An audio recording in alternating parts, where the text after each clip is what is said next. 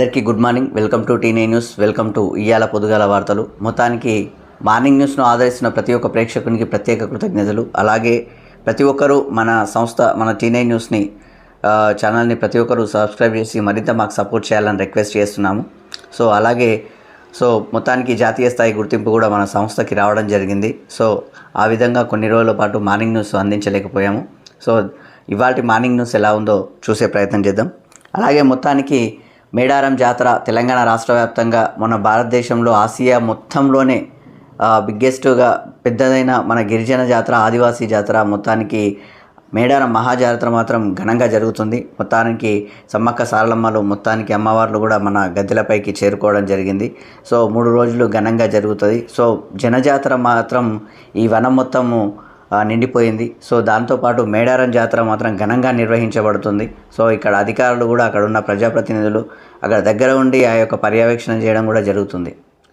ఆ విధంగా మేడారం జాతర ఘనంగా ఉంది.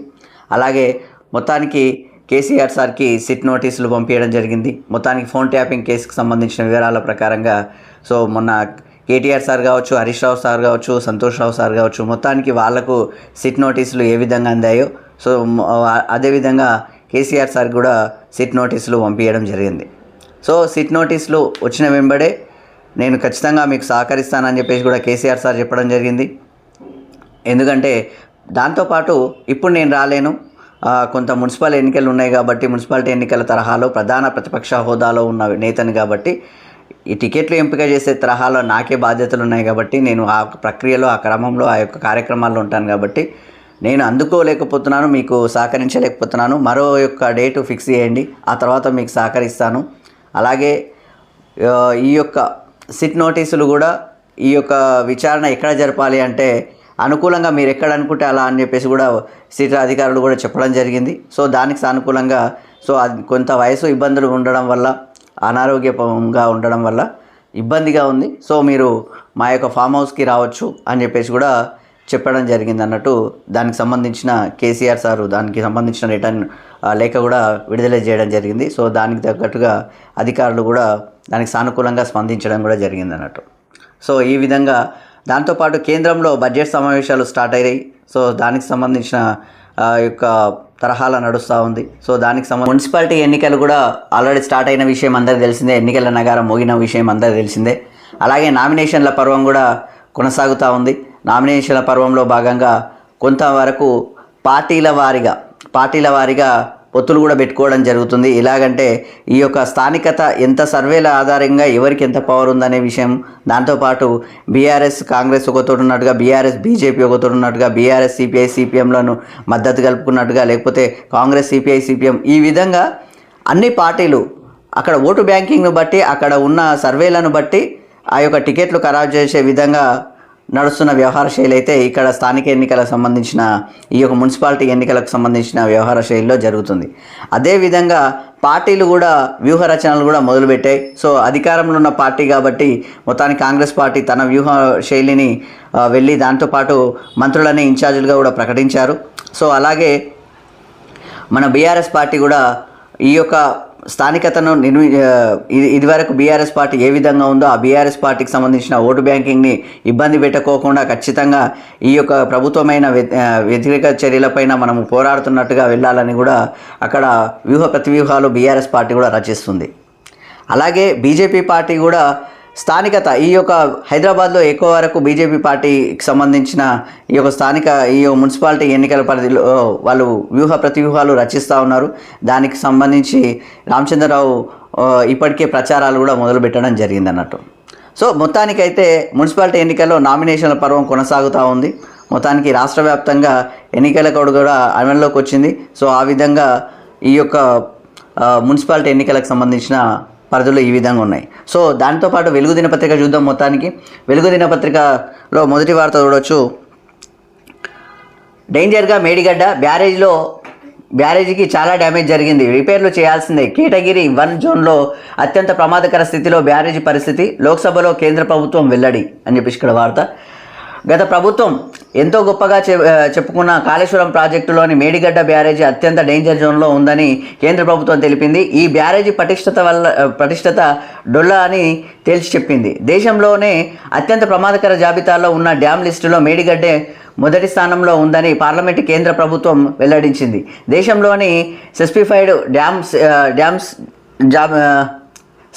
డ్యామ్స్ ప్రాజెక్టుల జాబితాలో మొత్తానికి డ్రీప్ ప్రాజెక్టుల ఏపీ ఎంపీలు బైరెడ్డి శబరి లక్ష్మీనారాయణ అడిగిన ప్రశ్నకు గురువారం జలశక్తి సహాయ శాఖ మంత్రి మొత్తానికి భూషణ్ చౌదరి ఈ మేరకు సమాధానం ఇచ్చారు. పోస్ట్ మాన్సన్ స్టడీలో ఈ విషయం వెల్లడైందని చెప్పారని ఇక్కడ వార్త. మొత్తానికి మేడిగడ్డ ఈ యొక్క కాళేశ్వరం ప్రాజెక్టుకు సంబంధించిన వార్త. కాళేశ్వరం ప్రాజెక్టులో భాగంగా మేడిగడ్డ కుంగిపోయిందనే విషయం అందరూ తెలిసింది. ఆ ప్రాజెక్టుకు సంబంధించి అది తక్షణమే మనము చర్యలు తీసుకొని రిపేర్లు చేసి మరమ్మతులు చేయకపోతే చాలా ప్రమాదకరమైన పరిస్థితుల్లో ఉంటుంది. సో ప్రమాదాలు జరిగే అవకాశాలు ఉంటాయని కూడా అక్కడ మొత్తానికి డ్యామ్ సేఫ్టీ అథారిటీ చెప్పడం జరిగింది అన్నట్టు. ఈ యొక్క కాళేశ్వరం ప్రాజెక్టుకు సంబంధించిన ఆల్రెడీ ఈ యొక్క విచారణ అనేది జరిగింది. ఆల్రెడీ ఈ ఫోన్ ట్యాపింగ్ జరిగిన విషయం అందరికీ తెలుసు. ఫోన్ ట్యాపింగ్ జరిగిన విచారణ కూడా జరుగుతుంది. ప్రభుత్వం పైన చాలామంది వ్యతిరేకంగా ఉన్నారనే విషయంలో ఇక్కడ వెల్లడవుతుంది. ఎన్ని రోజులు ఇది జరుగుతుంది? దాదాపు ఫోన్ ట్యాపింగ్ కేసు అంటారు, కాళేశ్వరం కేసు అంటారు, లేకపోతే కార్ ఈరేస్ కేసు అంటారు. బీఆర్ఎస్ పార్టీ పైన, బీఆర్ఎస్ ప్రభుత్వం పైన, గత ప్రభుత్వం చేసిన విధానాలపైన మొత్తానికి వ్యతిరేక చర్యలు ఎన్ని తీసుకున్నా కానీ, ఎన్ని కేసులు వేసినా కానీ మొత్తానికి క్లారిటీ మాత్రం ఇప్పటికీ బయటికి వెళ్తలేదు. ప్రజలు, స్థానికులు, చాలామంది, ఈ యొక్క అధికారులు, ప్రతిపక్షాలు, విపక్షాలు ఇది ఇంతేనా అనే విధంగా చూస్తున్నట్లుగా కనిపిస్తుంది అన్నట్టు. మేడిగడ్డ మాత్రము ఈ విధంగా కుంగిపోయి వెంటనే మరమ్మతులు మాత్రం స్టార్ట్ చేయాలని కూడా చెప్తుంది అన్నట్టు. సో ఇది ప్రభుత్వం చేస్తుందా లేకపోతే ఆ కాంట్రాక్టర్లు చేస్తారా, అప్పుడు తీసుకున్న కాంట్రాక్ట్ కంపెనీలు చేస్తాయి అనే విషయం కూడా చూడాల్సిన పరిస్థితి అయితే వస్తుంది. సో మొత్తానికి అయితే డేంజర్ జోన్లో మేడిగడ్డ. సో ఈ విధమైన వార్త అయితే ఇక్కడ రావడం జరిగింది. సో దానికి సంబంధించిన వార్త. దాంతోపాటు ఫోన్ ట్యాపింగ్ కేసులో కేసీఆర్కు సిట్ నోటీసులు. నందినగర్లోని ఆయన నివాసంలో అందించిన అధికారులు ఇవాళ మధ్యాహ్నం 3 గంటలకు హాజరు కావాలని ఆదేశాలు. స్టేషన్కు వచ్చినా సరే, వేరే చోటైనా సరేనని వెల్లడి. నేను రాలేను, మీరే ఫామ్ హౌస్కి రండి అని కేసీఆర్ సార్ అంటున్నారు. సో మున్సిపల్ ఎలక్షన్స్ ఉన్నందువలన మరో తేదీ ఫిక్స్ చేయాలని విజ్ఞప్తి. కేసీఆర్ వినతిపై నేడు నిర్ణయం సిట్ చీఫ్ సజ్జనార్ అని ఇక్కడ వార్త. మొత్తానికి మాత్రం ఇక్కడున్న పరిస్థితి అయితే ఇబ్బందిగా ఉందబ్బా. మరి ఇప్పుడు ఆల్రెడీ మున్సిపల్ ఎన్నికలు ఉన్నాయి కాబట్టి ప్రధాన ప్రతిపక్ష హోదాలో నేనే ఉన్నాను. దాంతోపాటు ఆ విధంగా టికెట్లు కూడా నేనే ఎంపిక చేయాల్సిన పరిస్థితులు ఏర్పడుతున్నాయి కాబట్టి నేను రాలేను అని చెప్పారు. వేరే తేదీ కూడా ఖరారు చేయమని కేసీఆర్ సార్ చెప్పడం జరిగింది. సో దానికి సంబంధించి ఫోన్ ట్యాపింగ్ కేసులో విచారణకు హాజరు కావాలని మాజీ సీఎం బీఆర్ఎస్ చీఫ్ కేసీఆర్కు 160 సిఆర్పిఎసి కింద సిట్ గురువారం నోటీసులు జారీ చేసింది.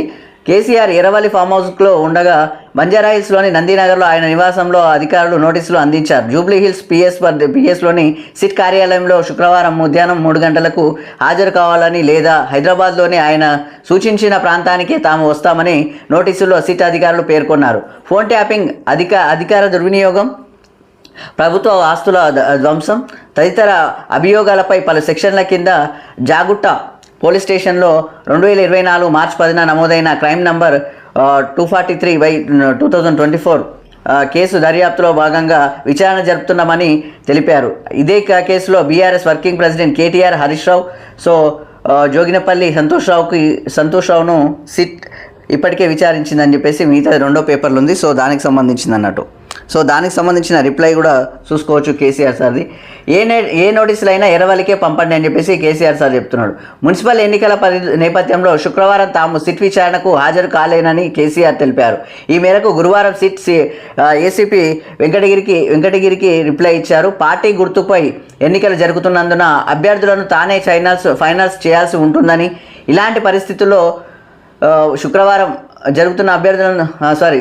విచారణకు రాలేనని మరో తేదీ సూచించాలని విజ్ఞప్తి చేశారు. సిఆర్పిసి సెక్షన్ 160 ప్రకారం 65 ఏళ్లు దాటిన వ్యక్తులను స్టేషన్కు రావాల్సిన అవసరం లేదని, కాబట్టి సిద్దిపేట జిల్లాలో తన ఎర్రవల్లి ఫామ్ హౌస్ నివాసానికి అధికారులు రావాలని కోరారు. విచారణకు వచ్చే ముందు మరోసారి సిట్ నోటీసులు ఇవ్వాలని, భవిష్యత్తులో ఎలాంటి నోటీసులైనా ఎర్రవల్లి అడ్రస్కే పంపాలని విన్నవించారు. మాజీ సీఎంగా ప్రస్తుత ప్రతిపక్ష నేతగా బాధ్యత గల పౌరుడిగా విచారణకు పూర్తిగా సహకరిస్తానని పేర్కొన్నారు అని చెప్పేసి ఇక్కడ వార్త. మొత్తానికైతే కేసీఆర్ సార్ దానికి సహకరిస్తామని చెప్తున్నారు. మరో విషయం ఏంటంటే దాంతోపాటు ఇప్పుడు ఎలక్షన్స్ మున్సిపల్ ఎలక్షన్స్ ఉన్నాయి కాబట్టి ఆ విధంగా ఉంటే కరెక్ట్ కాదు, కొంచెం మాకు టైం కావాలని చెప్పేసి కూడా చెప్పడం జరిగింది అన్నట్టు. సో దానికి సంబంధించింది ఇదే వార్త కొనసాగింపుగా విచారణ కాదు ప్రతీకారం కేసీఆర్కు సిట్ నోటీసులపై కేటీఆర్ కామెంట్ అని చెప్పేసి ఇక్కడ వార్త. అలాగే నోటీసులు బెదిరింపులతో తెలంగాణ చరిత్రను చెరిపేయలేరని చెప్పేసి వ్యాఖ్య అని చెప్పేసి కేటీఆర్ సార్ అంటున్నారు. సో దాంతోపాటు కేసీఆర్కు నోటీసులు రాజకీయ కక్ష అని చెప్పేసి ఆయన్ను టచ్ చేయడం అంటే తెలంగాణ ఆత్మగౌరవాన్ని టచ్ చేయడమే అని చెప్పేసి హరీష్ రావు సార్ అంటున్నాడు. దాంతోపాటు రాష్ట్రాన్ని తెచ్చిన నాయకుడిపై బురద జల్లడమేనని మండిపాటు. ఫామ్ హౌస్లో కేసీఆర్తో భేటీ అని చెప్పేసి ఇక్కడ హరీష్ రావు సార్ అనొచ్చు, కేటీఆర్ సార్ కావచ్చు, కేసీఆర్ సార్ తోటి భేటీ అయ్యారు కేటీఆర్ సార్ ఇట్లా. సో దానికి సంబంధించింది మొత్తానికైతే ఈ యొక్క నోటీసులకు సంబంధించి అయినా మున్సిపాలిటీ ఎన్నికల తరహాలో నోటీసులు వెంటనే వస్తే ఎవరైనా అదే విధంగా ఉంటారు. దాంతోపాటు బీఆర్ఎస్ పార్టీ కూడా వాటిని ఆ యొక్క నోటీసులను కొంచెం ఆసరాగా చేసుకొని ఆ విధంగా ఎన్నికల తరహాలో ఇప్పుడు ఓట్లు కొంచెం దండుకునే పరిస్థితి కూడా ఉండొచ్చు. కానీ ఆ రెండు పార్టీలు ఏ విధంగా చూస్తే కూడా చూడవచ్చు అన్నట్టు. సో దాంతోపాటు నేరస్తులకు శిక్ష పడుతుందో లేదో ఫోన్ ట్యాపింగ్ ఖచ్చితంగా బాధించేదే అని చెప్పేసి కల్వకుంట్ల కవిత గారు అంటున్నారు. మొత్తానికి ఎన్నికలు ఉన్నాయనే కేసీఆర్కు నోటీసులు విచారణ తర్వాత పూర్తి చేయాలని డిమాండ్ అని చెప్పేసి కూడా విచారణ కంపల్సరీ చేయాల్సిందే, వేరే ఆప్షన్ లేదు, ఖచ్చితంగా ఉండాలని చెప్పేసి డిమాండ్ చేస్తూనే కవిత గారు. సో ఎన్నికలు ఉన్నాయని చెప్పేసి కూడా పంపించారని చెప్పేసి కూడా ఒక మాట కూడా అన్నారన్నట్టు. సో దానికి సంబంధించిన వార్త అదే కొనసాగింపుగా చూస్తే మొత్తానికి TPCC chief Mahesh Kumar Goud sir మాట్లాడుతున్నారు. సో రాజకీయ కక్ష కాదు చట్ట ప్రకారమే కేసీఆర్కు నోటీసులు PCC chief Mahesh Kumar Goud sir అంటున్నారు. సో దాంతోపాటు ఫోన్ ట్యాపింగ్ ఆయనకు తెలియకుండానే జరగలేదు, నిజాలు బయటకు రావాలంటే విచారించాల్సిందేనని వెల్లడి అని చెప్పేసి ఇక్కడ వార్త. మొత్తానికి రాజకీయ కక్ష సాధింపు అయితే కాదు, మొత్తానికి చట్ట ప్రకారం పోతున్నామని చెప్పేసి కూడా మహేష్ కుమార్ గౌడ్ సారు చెప్తున్నారంట. సో దానికి సంబంధించింది యాక్టింగ్ తప్ప యాక్షన్ లేదు, ఫోన్ ట్యాపింగ్ కాళేశ్వరంపై సిట్ పేరుతో కాలయాపన అని చెప్పేసి గొర్రెలు లిక్కర్ నైనిక్ గోల్డ్ బ్లాక్ అన్నింటిలోనూ పాత పద్ధతి. 12 సర్కారు నిర్ణయాలపై సిట్టింగ్ జడ్జితో తేల్చాల్సిందే అని చెప్పేసి బీజేపీ రాష్ట్ర అధ్యక్షుడు రామచంద్రరావు సార్ అంటున్నారన్నట్టు. ఇక్కడ ఉన్న పార్టీలన్నీ ఒకే లెక్కలా ఉన్నవి, ఏది విచారణ జరగదు, విచారణ జరిగిన ముందలకు పోయినా కానీ అది బయటికి రాదు, అవి ఏం జరుగుతున్నాయి కూడా ఒక కాలయాపన చేయడం తప్ప వేరే ఆప్షన్ లేదు. ఇక్కడ కాంగ్రెస్ పార్టీకి సంబంధించిన కొన్ని విషయాలలో ఈ యొక్క సిట్ విచారణ ఈ విధంగా కావచ్చు, కాళేశ్వరం ప్రాజెక్టు విషయం కావచ్చు, లేకపోతే ఈ గొర్రెల స్కామ్ కావచ్చు, లేకపోతే పవర్కి సంబంధించిన కరెంటుకు సంబంధించిన స్కామ్ కావచ్చు, ఇవన్నీ విచారణ చేసిన తర్వాత కూడా తుదికి రాకపోతే, తుది తీర్పులు వెల్లడించకపోతే, పరిస్థితులు ముందరికి రాకపోతే ఇవన్నీ ఎట్లుంటాయంటే గతంలో ఏపీలో జగన్మోహన్ రెడ్డి ఈ యొక్క 3 రాజధానుల రచ్చ ఎట్లా ఉండేనో సేమ్ యాజ్ ఇట్ ఈజ్గా ఇది కూడా కాలయాపన జరిగినట్టుగా కనిపిస్తుంది అన్నట్టు. సో ప్రభుత్వం పైన మాత్రం వ్యతిరేకత మొదలవుతుంది ఇలా ఉంటే మాత్రం. ఎందుకంటే విచారణ జరుగుతుంది అంటే ఎన్ని రోజులు జరుగుతుంది అంటే కన్క్లూజన్కి రావాలి, ఆ తర్వాతనే మొత్తం పూర్తి వివరాలతో వాటిపైన చట్టపైన చర్యలు తీసుకోవాల్సిన పరిస్థితి ఉంటుంది అని చెప్పేసి ప్రభుత్వం చెప్తుంటుంది. ఇంకెన్ని రోజులు చేస్తారా నాయన అని చెప్పేసి ప్రజలు, లేకపోతే స్థానిక అధికారులు, లేకపోతే ప్రజాప్రతినిధులు అనుకుంటారు. సో విపక్షాలు మాత్రం మేము చేయలేదు కాబట్టి ఇవన్నీ జరగవు, ఇవన్నీ ఏమంటారు డైవర్షన్ పాలిటిక్స్ అని చెప్పేసి కూడా విపక్షాలు అంటున్నాయి. సో ఏది నమ్మొచ్చు ఇందులో?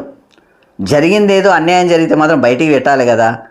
ప్రజల సొమ్ములు తీసుకుపోయి అధికార దుర్వినియోగం చేసినప్పుడు వాటికి చట్టపరమైన చర్యలు తీసుకోవాల్సిందే కదా, మరి ఎందుకు తీసుకోవట్లేదు అని చెప్పేసి కూడా మేము కూడా ఈ యొక్క టీ9 న్యూస్ నుంచి మాట్లాడాల్సిన పరిస్థితి ఏర్పడుతుంది. కాబట్టి ఇది పరిస్థితి. మొత్తానికి 3 పార్టీలు వీళ్ళ కాళేశ్వరం ప్రాజెక్ట్ ఇచ్చింది, మొత్తానికి సిబిఐకి ఇచ్చినామని చెప్పేసి వాళ్ళు అంటారు, అక్కడి నుంచి తీసుకురారు, ఇక్కడ నుంచి తీసుకురారు, మొత్తానికి మాత్రం డైవర్షన్ పాలిటిక్స్. ఎన్నికలు మాత్రం ఆగవు, ఎన్నికలు నడుస్తూనే ఉంటాయి అన్నట్టు. సో అది పరిస్థితి అన్నట్టు. సో వాళ్ళకి జరిగేసింది వాళ్ళు తీసుకెళ్తూనే ఉంటారు, వాళ్ళు ఏం పట్టించుకోరు ఇవన్నీ. సో దానికి సంబంధించిన వార్త. సో దాంతోపాటు ఈ యొక్క మేడారం సంబంధించిన వార్త చూడవచ్చు. కొలువుదీరిన తల్లులు అని చెప్పేసి చిలకలగుట్ట నుంచి మేడారం గద్దెపైకి చేరిన సమ్మక్క తల్లి బిడ్డలను దర్శించుకొని పులకరించిన భక్తజనం అని చెప్పేసి ఇక్కడ వార్త. మొత్తానికి జెండా గుట్ట కంకవనం ప్రతిష్టాపనతో పూజారులు షురు. సాయంత్రం 6:55 చిలకలగుట్ట నుంచి పయనమైన సమ్మక్క గౌరవ సూచకంగా గాల్లోకి తుపాకీ పేల్చిన ఎస్పీ సుధీర్ రామ్నాథ్ కేకన్. స్వాగతం పలికిన మంత్రి సీతక్క, కలెక్టర్ దివాకర్ టిఎస్ అని చెప్పేసి ఇక్కడ వార్త. మొత్తానికి మాత్రము ఈ యొక్క సమ్మక్క సారలకు సంబంధించిన ఈ యొక్క మేడారం మహాజాతర మాత్రం ఘనంగా జరుగుతుంది. సో అక్కడ ఎలాంటి ఇబ్బందులు జరగకుండా కూడా అధికారులు, ప్రజాప్రతినిధులు కూడా అక్కడ మొత్తానికి పర్యవేక్షిస్తున్నారు. సో దానికి సంబంధించిన వార్త మొత్తానికైతే ఘనంగా జరుగుతుంది అన్నట్టు. మేడారం గద్దెలపైకి వనదేవతలు కొలువుదీరారు. బుధవారం బిడ్డ సారలమ్మ రాగా గురువారం తల్లి సమ్మక్క రాకతో గురువారం తల్లి సమ్మక్క రాకతో భక్తులు పులకరించిపోయారు. జై సమ్మక్క, జై జై సారక్క అంటూ తల్లులను తలుచుకుంటూ చిలకలగుట్ట నుంచి దిగువచ్చిన సమ్మక్కకు లక్షలాది మంది జనం జయ జయ ధ్వానాలతో స్వాగతం పలికారు. తల్లి రాకను సూచిస్తూ ములుగు ఎస్పీ సుధీర్ రామ్నాథ్ కేకన్ గాల్లోకి కాల్పులు జరపగా మంత్రి సీతక్క, కలెక్టర్ దివాకర్ టిఎస్ స్వాగతం పలికారు. మేడారం వైపు బయలుదేరిన సమ్మక్కకు ఎదురుగా భక్తులు కోళ్లను ఎగిరవేసి యాటలను బలించి మొక్కులు చెల్లించుకున్నారు. శివసత్తులు పునకాలతో ఊగిపోయారు అని చెప్పేసి దాంతోపాటు సమ్మక్క తల్లిని తీసుకొచ్చే ఘట్టానికి ముందు సమ్మక్క పూజారి అయిన సిద్ధపోయిన మునీందర్ ఇంటి వద్ద ప్రత్యేక పూజలు చేశారు. అనంతరం డోలు వాయిద్యాలు, సన్నాహాలు, మేళాలతో జెండాగట్టుకు చేరుకున్నారు. సమ్మక్క తమ్ముడైన వనం పోతురాజును తీసుకొచ్చి సాంప్రదాయబద్ధంగా గద్దెలకు చేర్చారు. సమ్మక్క సారలమ్మ గద్దెలపై పసుపు కుంకుమ చీర సమర్పించి పూజలు చేశారు. అనంతరం గోవిందరాజు, పడిగిద్దరాజులను పట్టు వస్త్రాలతో సమర్పించారు. కాగా గురువారం వనదేవతలను కేంద్ర మంత్రులు కిషన్ రెడ్డి, దాంతోపాటు జిఎల్ ఓరం, డిప్యూటీ సీఎం బట్టి విక్రమార్క, మంత్రులు పొంగులేటి శ్రీనివాసరెడ్డి, సీతక్క, అడ్లూరి లక్ష్మణులు దర్శించుకున్నారని చెప్పేసి ఇక్కడ మొత్తానికి భక్తులు మాత్రము వనం కాస్త జనజాతరగా మారింది. మొత్తానికి మహాజాతర మాత్రం ఘనంగా జరుగుతుంది. సో మేడారానికి సంబంధించిన వార్త. సో దాంతోపాటు మరో వార్త చూడవచ్చు. ఆర్థిక సర్వే 2025-26 అని చెప్పేసి ఇక్కడ పిల్లలు యువతకు డిజిటల్ అడిక్షన్ అని చెప్పేసి ఇక్కడ వార్త. దేశంలో కొత్త ఆరోగ్య సంక్షోభం 2025-26 ఆర్థిక సర్వే నివేదికలో హెచ్చరిక అని చెప్పేసి ఇక్కడ వార్త. తగ్గుతున్న ఏకాగ్రత, వర్క్ పర్ఫార్మెన్స్, బలహీనపడుతున్న సామాజిక సంబంధాలు, పెరుగుతున్న ఒబేసిటీ, డయాబెటీస్, మానసిక ఆరోగ్య సమస్యలు, దాంతోపాటు ఆత్మహత్యలకు తీస్తున్నట్లు వెల్లడించిన ఎకానమీకి సర్వే అని చెప్పేసి ఇక్కడ వార్త.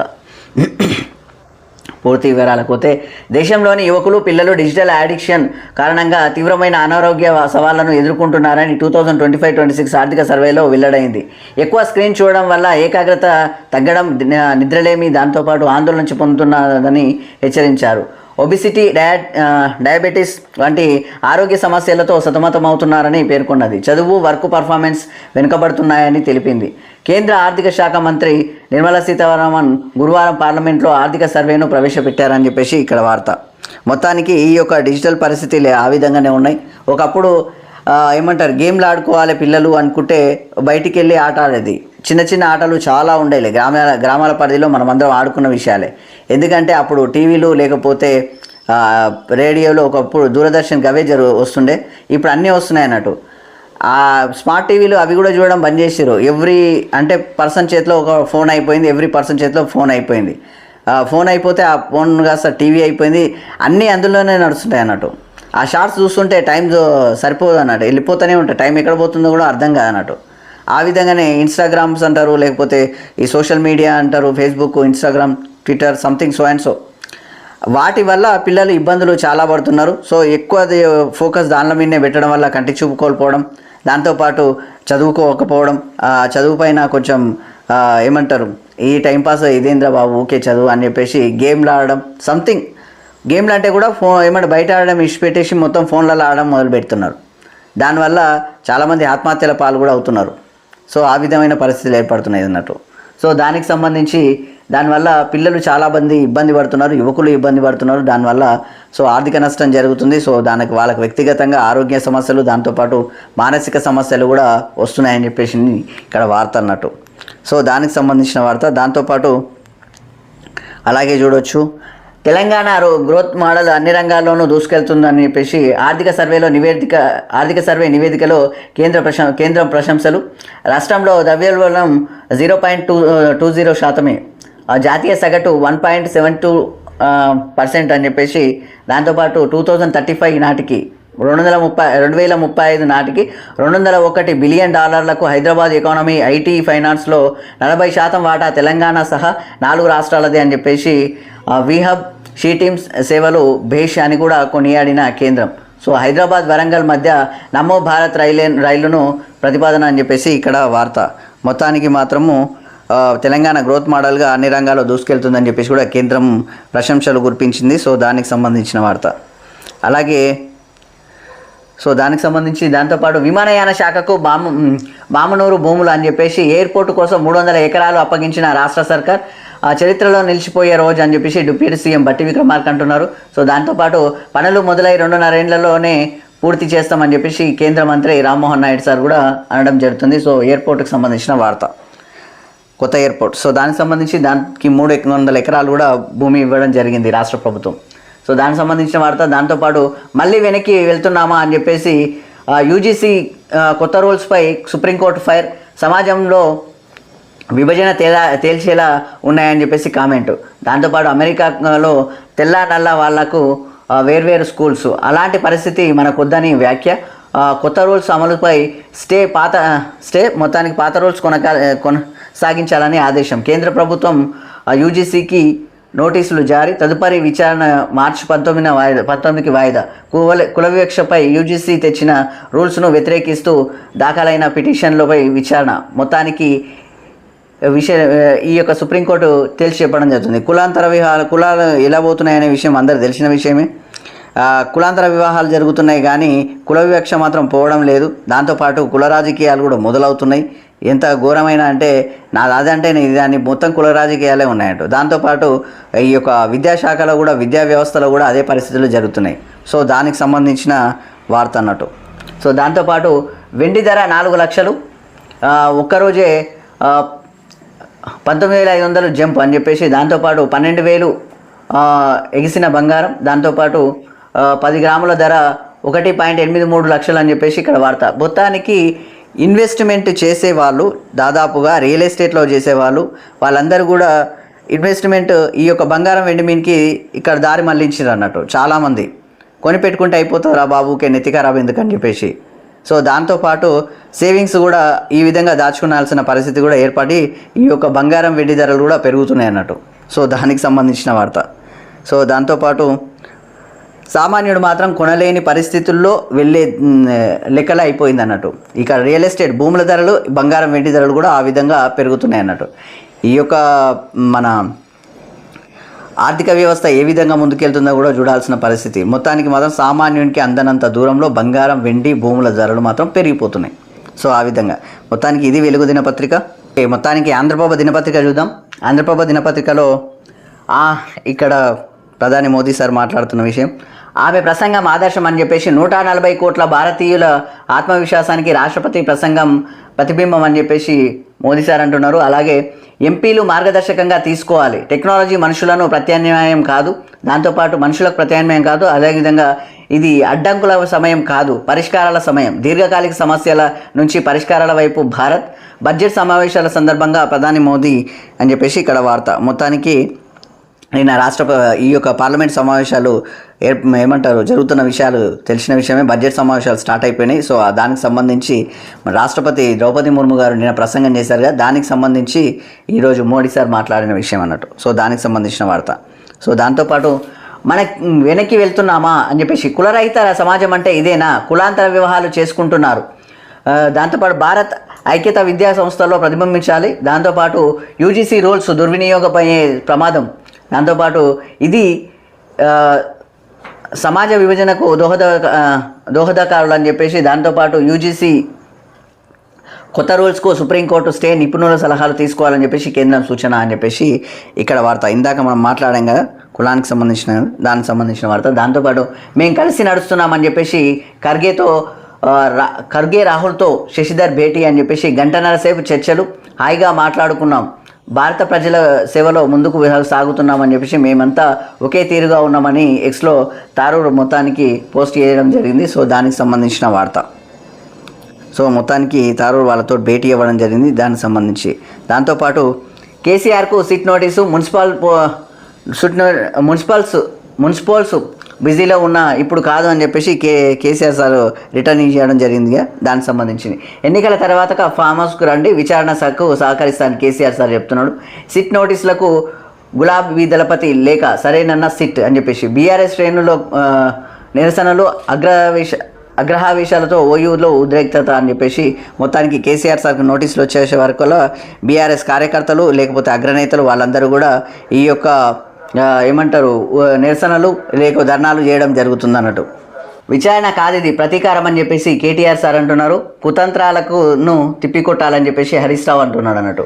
సో దీనికి సంబంధించి ఈ యొక్క కేసీఆర్ సార్కి నోటీస్ పంపించారు కదా ఫోన్ ట్యాపింగ్ సంబంధించింది, దానికి సంబంధించిన వార్త. సో దానికి సంబంధించి కేటీఆర్ సారు దాంతోపాటు హరీష్ రావు సార్ గారు వీళ్ళిద్దరు కౌంటర్లు ఇవ్వడం జరిగింది అన్నట్టు. సో దానికి సంబంధించిన వార్త. అలాగే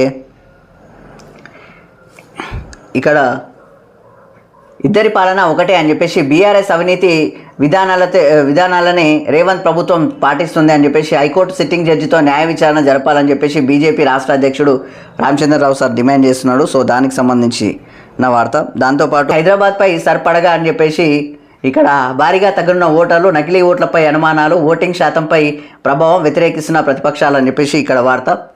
అలాగే కొనసాగిస్తే తెలంగాణలో త్వరలో ప్రారంభం కానున్న స్పెషల్ ఇంటెన్సివ్ రివిజన్ ప్రభావం హైదరాబాద్ ఓటర్ల జాబితాపై తీవ్రంగా పడనుంది. దాంతోపాటు ఇప్పటికే దేశవ్యాప్తంగా రెండు దశల్లో జరుగుతున్న ప్రక్రియలో సుమారు 6.5 కోట్ల మంది ఓటర్ల పేర్లను జాబితా నుండి తొలగించారు. 3వ దశలో భాగంగా తెలంగాణలో ఈ ప్రక్రియ చేపట్టనుండడంతో రాజధాని నగరం హైదరాబాద్లో ఓటర్ల సంఖ్య భారీగా తగ్గే సూచనలు కనిపిస్తున్నాయి. ముఖ్యంగా డూప్లికేట్ ఓట్లు, మరణించిన వారు, ఇతర ప్రాంతాలకు వలస వెళ్ళిన వారిని గుర్తించి తొలగించడమే ఈ ప్రక్రియ అని చెప్పేసి ఇక్కడ వార్త. మొత్తానికి ఓట్లకు సంబంధించిన వార్త. ఈ యొక్క ఓట్లు చాలామంది ఉన్నవాళ్ళు కూడా వేయడానికి నిరాకరిస్తున్నారు. ఈ యొక్క ఓట్లకు సంబంధించినవి ఎప్పుడు 100% ఫుల్ఫిల్ కాదు, పోనీ 90% కూడా వెళ్ళదు. 70%, 80%, 70 లోపలనే ఉంటుంది ఆల్మోస్ట్గా. సో ఆ విధంగా ఉంటుంది. హైదరాబాద్లో అయితే మొన్న ఈ యొక్క ఎమ్మెల్యేకి సంబంధించిన అసెంబ్లీ ఎన్నికలకు సంబంధించిన ఎన్నికల్లో మీరు చూడడం జరిగింది, 50% కూడా తగ్గింది, 50% కన్నా తగ్గింది. ఆ విధంగా ఉందన్నట్టు ఓట్లకు సంబంధించిన పరిస్థితి. సో సమాజ భవిష్యత్తు పైన కానీ లేకపోతే ఈ యొక్క ప్రభుత్వ విధి విధానాలపైన కానీ రాజ్యాంగం పైన కానీ గౌరవం లేకుండా తిరిగే వాళ్ళు చాలామంది ఉన్నారన్నట్టు. పట్టించుకోకుండా స్వార్థపూరితంగా ఎవ్వనికి వాడే బతుకుతున్నాడు. దేశంలో బతుకుతున్నామంటే కనీస కామన్ సెన్స్ ఉండాలి, ఓట్లు మనం వినియోగించుకోవాలి, అది ఫ్రీ, ఒక మంచి ప్రజాప్రతినిధిని ఎన్నుకోవాలి, వాళ్ళను ఖచ్చితంగా పర్ఫెక్ట్ పెట్టుకుంటేనే ఈ యొక్క మన సమస్యలు పరిష్కారం అవుతాయి, లేకపోతే మన ప్రజల యొక్క ధనం మొత్తం దుర్వినియోగం కాకుండా ఉంటుంది, ప్రజల ధనం మొత్తము ఈ యొక్క సద్వినియోగపరిచి అభివృద్ధి చేసుకునే క్రమంలో ఉంటాయి. ఇవన్నీ మర్చిపోతున్నారు అన్నట్టు చాలామంది. సో దానికి సంబంధించిన వార్త. సో దాంతోపాటు దేశవాళీ మీటింగ్ రిట్రీట్లో ఆపరేషన్ సింధూర్ 2 గంటల పాటు దేశభక్తి పాటలు, ప్రదర్శనలు, కవాతులు, సంగీత సమ్మేళనంగా విజయ్ చౌక్ అని చెప్పేసి ఇక్కడ వార్త అన్నట్టు. సో దానికి సంబంధించి దాంతోపాటు మనది లోకల్ టు గ్లోబల్ అని చెప్పేసి ఇక్కడ విమానాల తయారీకి కేరాఫ్గా తెలంగాణ వైమానిక రంగాన్ని తీర్చిదిద్దామని చెప్పేసి వింగ్స్ ఇండియా ఎయిర్ షోలో డిప్యూటీ సీఎం బట్టి విక్రమార్క మాట్లాడుతున్న పరిస్థితి. సో దానికి సంబంధించి అన్నట్టు మొత్తానికి విమానాలు కూడా మన దగ్గర తయారయ్యే లెక్కలు కూడా ఉందన్నట్టు. సో దానికి సంబంధించి మామనూరు ఎయిర్పోర్టుకు భూమి అప్పగింత, కేంద్ర వైమానిక శాఖ మంత్రి రామ్మోహన్ నాయుడుకు 300 ఎకరాల భూమిని అప్పగించిన డిప్యూటీ సీఎం బట్టి విక్రమార్క అని చెప్పేసి ఇక్కడ వార్త. సో దాంతోపాటు ఈ యొక్క ఆర్థిక సర్వే అదరహో అని చెప్పేసి ఇక్కడ వార్త. వరుసగా 4వ ఏడాది ప్రపంచంలోనే భారత్ టాప్ అని చెప్పేసి ఇక్కడ వార్త. డాలర్తో మారకం విలువ తగ్గిన వృద్ధిలో దూకుడు, ప్రపంచ స్థాయిలో 3.3, అమెరికాలో 2.4, చైనాలో 4.5 సగటు వృద్ధి కాగా భారత్లో 7.4% అంచనా అని చెప్పేసి భౌగోళిక పరిస్థితుల నేపథ్యంలో ప్రతికూల ప్రభావాన్ని అధిగమించిన భారత్ అని చెప్పేసి ఇక్కడ వార్త. ఇది ఎలా ఉంటుందంటే మొత్తం చెప్తాను. తెలంగాణ ఊసు మిషన్ కాకతీయ కాళేశ్వరం ప్రాజెక్టులతో పెరిగిన సాగు విస్తీర్ణం అని చెప్పేసి దాంతోపాటు 2014-23 మధ్య 1.31 కోట్ల ఎకరాల నుంచి 2.21 కోట్లకు చేరిక. దాంతోపాటు ఏఐ స్టార్టప్లతో తెలంగాణ వాటా 7%. దాంతోపాటు అత్యధికంగా అభివృద్ధి చెందుతున్న నగరాల్లో 4వ స్థానంలో హైదరాబాద్. మున్సిపల్ బాండ్ల వారిలో భాగ్యనగరానిదే అగ్రస్థానం. హైదరాబాద్ వరంగల్ మధ్య రీజనల్ ర్యాపిడ్ ట్రాన్సిట్ సిస్టమ్ ఏర్పాటుకు చేస్తే మేలు అని చెప్పేసి ఆర్థిక సర్వే సూచన అని చెప్పేసి ఇక్కడ వార్త. ఇక్కడ మెయిన్గా ఉపాధి సృష్టిస్తే బాగుంటుంది. ఈ యొక్క రేట్లు కాస్త పెరుగుతాయి. అన్నింటినీ విషయం ఇది పెరుగుతుంది అది పెరుగుతుంది అనే ఆలోచన కానీ ప్రజల నుంచి ఎంత ఆర్థిక వ్యవస్థ ఎంత పెరుగుతుందో అదేవిధంగా ఉపాధి ఉంటే ఇంకా ఎక్కువ పెరుగుతుంది. చాలామంది ఇబ్బంది పడుతున్న పరిస్థితులు ఉన్నాయి. కేంద్రం కూడా ఏటా 2 కోట్ల ఉద్యోగాలు ఇస్తామని చెప్పేసి అని ఇప్పటివరకు గతి లేదు. దాంతోపాటు రాష్ట్ర ప్రభుత్వాలు చేస్తున్న తరహాలు అయితే అన్నీ తెలుసు. విద్యార్థులు నిరుద్యోగులు ఎంతమంది ఇబ్బంది పడుతున్నారో కూడా తెలుసు. పనులు లేక విదేశాల పొంటిపోయి ఇబ్బందులు పడుతున్న తరహాలు కూడా తెలుసు. ఆర్థిక వ్యవస్థ పెరగాలి అనుకుంటే మన దగ్గర వీరులు ధీరులు కూడా ఉన్నారు. ఆ విషయం ఆలోచన చేస్తే బాగుంటుంది. ఎందుకంటే ఒక విషయం మీరు బాగా గమనించవచ్చు. మైక్రోసాఫ్ట్ CEO మన దగ్గరనే ఉన్నాడు. మన వాళ్ళే, మన ఇండియాకి సంబంధించిన వాళ్ళే. మరి అతనే ఉన్నప్పుడు దాన్ని మించిన డెవలప్మెంట్ మనం యొక్క దేశం సహకరిస్తే అతను ఇంకెంత డెవలప్ చేస్తాడో మీరు ఆలోచన చేయొచ్చు. దాంతోపాటు గూగుల్ CEO కూడా మన ఇండియాకి సంబంధించిన వ్యక్తే. అది కూడా మీకు తెలిసిన విషయమే. సో అతనికి సహకరిస్తే మనం మరో గూగుల్ని కూడా తయారు చేసే తరహాలో కూడా ఉండొచ్చు. అది కూడా ఆలోచన చేయొచ్చు. తప్పేముంది? ఇప్పుడు గూగుల్ అనేది ప్రపంచం మొత్తాన్ని ఇట్లా తన గుప్పెట్లో ఉంది. గూగుల్ ఏలుతుంది ప్రపంచం మొత్తాన్ని. మరి అలాంటి CEO ఉన్న నాలెడ్జ్, మళ్ళీ వాటిని అలాంటి నాలెడ్జ్ ఉన్న ఈ యొక్క యువతను ప్రోత్సహిస్తే ఎలాంటివైనా బయటికి వెళ్తాయి కదా.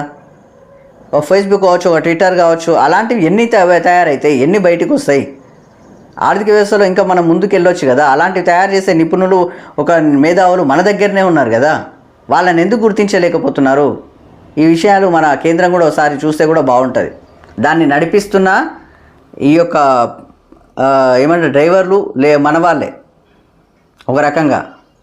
మరి మన వాళ్ళతోటి అంత కెపాసిటీ ఉన్నప్పుడు మనం ఎందుకు వినియోగించుకుంటలేమనేది కూడా ఇక్కడ ఆలోచన. దాంతోపాటు యువతకు కూడా చాలా వరకు నిరుద్యోగంలో చాలామంది ఉన్నారు. వాళ్ళను కూడా ప్రోత్సహించి వాళ్ళకి సహకరిస్తే ఈ యొక్క ఆర్థిక వ్యవస్థ ఇంకా పెరుగుతుంది. సో దానికి సంబంధించింది. ఎందుకంటే మన ప్రపంచంలోనే యంగెస్ట్ దేశం ఏదంటే మనదే ఉంది అన్నట్టు, ఇండియా. కాకపోతే ఈ యొక్క నిరుద్యోగులు మాత్రం ముందర ఉందన్నట్టు బాగా మీరు అబ్జర్వ్ చేయాలి. సో దానికి సంబంధించిన వార్త. మేడిగడ్డ బ్యారేజీకి కేంద్రం రెడ్ అలర్ట్ అని చెప్పేసి అత్యంత ప్రమాదకరమైనదిగా గుర్తింపు. మరమ్మతులు చేయకపోతే భద్రతకే ముప్పు. డ్యామ్ సేఫ్టీ అథారిటీ నివేదిక లోక్సభలో కేంద్ర జలశక్తి శాఖ వెల్లడి అని చెప్పేసి ఇక్కడ వార్త. మొత్తానికి మాత్రము ఈ యొక్క మేడిగడ్డకు సంబంధించి మరో పెను ప్రమాదంగా ఉంది. ఆ ప్రమాదాన్ని మనం అరకట్టించాల్సిన పరిస్థితి ఏర్పడాలి. దాంతోపాటు మరమ్మతులు తొందరగా చేయండి అని చెప్పేసి కూడా డ్యామ్ సేఫ్టీ అథారిటీ చెప్పడం జరుగుతుంది అన్నట్టు దానికి సంబంధించింది. దాంతోపాటు సమ్మక్కకు జైలు పులకరించిన మేడారం. గద్దెపైకి చేరిన సమ్మక్క తల్లి. గన్ రైజింగ్తో ఆహ్వానం. ప్రధాన ఘట్టం ఆవిష్కరణతో మహాజాతరకు మరింత ఊపు. భక్తి పారవశ్యంతో అశేష జనసందోహం అని చెప్పేసి ఇక్కడ వార్త. మొత్తానికి సమ్మక్క సారక సంబంధించిన మేడారం మహాజాతర మాత్రము ఘనంగా నిర్వహిస్తున్నారు, ఘనంగా జరుగుతుంది. సో భక్తులు కూడా అధిక సంఖ్యలో పాల్గొంటున్నారు. సో దానికి సంబంధించిన వార్త. సో మరో వార్త చూడవచ్చు. మున్సిపల్స్ రౌండప్ అని చెప్పేసి లోకల్ పొత్తులు అధిష్టానాలకు తెలియకుండానే స్థానిక పరిస్థితుల ఆధారంగా సర్దుబాటు అని చెప్పేసి ఇక్కడ వార్త. సో దాంతోపాటు కేటీఆర్ కారు చెక్కింగ్ అని చెప్పేసి ఇక్కడ మొత్తానికి కేటీఆర్ సార్ వెళ్తుంటే మొత్తానికి ఎలక్షన్ కూడా అమల్లో ఉంది కాబట్టి చెక్ చేయడం జరుగుతుంది. సో దానికి సహకరించడం కూడా జరుగుతుంది కేటీఆర్ సార్. మొత్తానికి లోకల్ పొత్తులు అధిష్టానాలకు తెలియకుండానే స్థానిక పరిస్థితుల ఆధారంగా సర్దుబాటు చేస్తున్నారు. చూడండి పరిస్థితి. సో దాంతోపాటు వాళ్ళు ఏదున్నా ఒకటే, అధికారంలోకి రావడానికి అన్ని రకాల ప్రయత్నాలు వాళ్ళు చేస్తారు.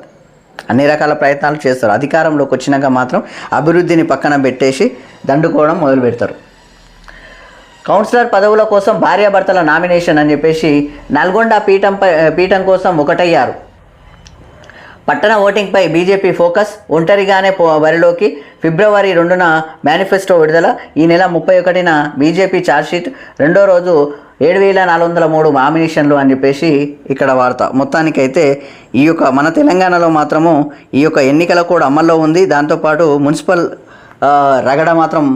మున్సిపల్స్కు సంబంధించిన రగడ మాత్రం కొనసాగుతూ ఉంది. సో దానికి సంబంధించి పార్టీలు మాత్రం ప్రతివ్యూహాలు ఎవరికి వాళ్ళు రచిస్తూ అక్కడ గెలుపు ధీటుగా వెళ్ళే పరిస్థితుల్లో అందరూ సన్నాహాలు చేస్తున్నారు అన్నట్టు. సో మొత్తానికి ఇది ఆంధ్రప్రభ దినపత్రిక. ఇవి ఈరోజు ఇయ్యాల పొద్దుగాల వార్తలు. ఈరోజు ప్రధాన పత్రికలోని ప్రధాన వార్తలు ఈ విధంగా ఉన్నాయి. అలాగే ప్రతి ఒక్కరూ మన ఛానల్ని సబ్స్క్రైబ్ చేసి మరింత మాకు సపోర్ట్ చేయాలని రిక్వెస్ట్ చేస్తూ నేను మీ Vishnu. Thank you very much.